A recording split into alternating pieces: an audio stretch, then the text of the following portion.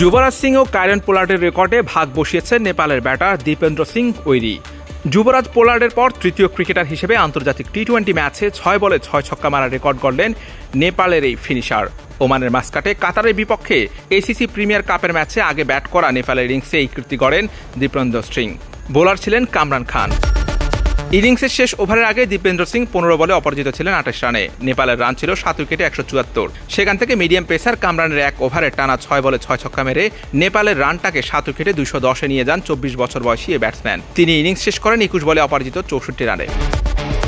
দীপেন্দ্র সিং এর বিস্ফোরক ব্যাটিংয়ে কামরান জায়গা করে নেন স্টুয়ার্ট ব্রড, আকিলা ধনঞ্জয়ের মতো দুর্ভাগা বোলারদের তালিকায়। যুবরাজ ডারবারে ইংল্যান্ডের বিপক্ষে 2007 সালে টি-20 বিশ্বকাপের ম্যাচে ব্রুটকে 6 ছক্কা হাঁকিয়েছিলেন। সেই রেকর্ড 2021 সালে এসে ছুঁয়ে ফেললেন পোলার্ড। কুলিস গ্রাউন্ডে শ্রীলঙ্কার বিপক্ষে সিরিজের প্রথম টি-20 ম্যাচে ধনঞ্জয়ের এক ওভারে তিনি 6 ছক্কা মারেন। এবার সেই তালিকায় যোগ হলেন দীপেন্দ্র সিং। টি-20 ক্রিকেটে এমন বিস্ফোরক ব্যাটিং অবশ্যই এর আগেও দেখিয়েছেন নেপালের এই তরুণ।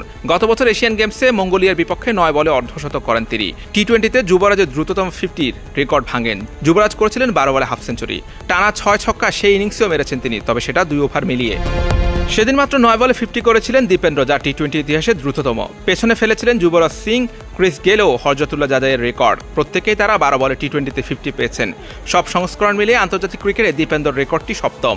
ওয়ানডেতে এই রেকর্ড গড়েছেন দক্ষিণ আফ্রিকার কিংবদন্তি ব্যাটার হার্শেল গিফট, মার্কিন যুক্তরাষ্ট্রের জশ করন মালহোত্রা।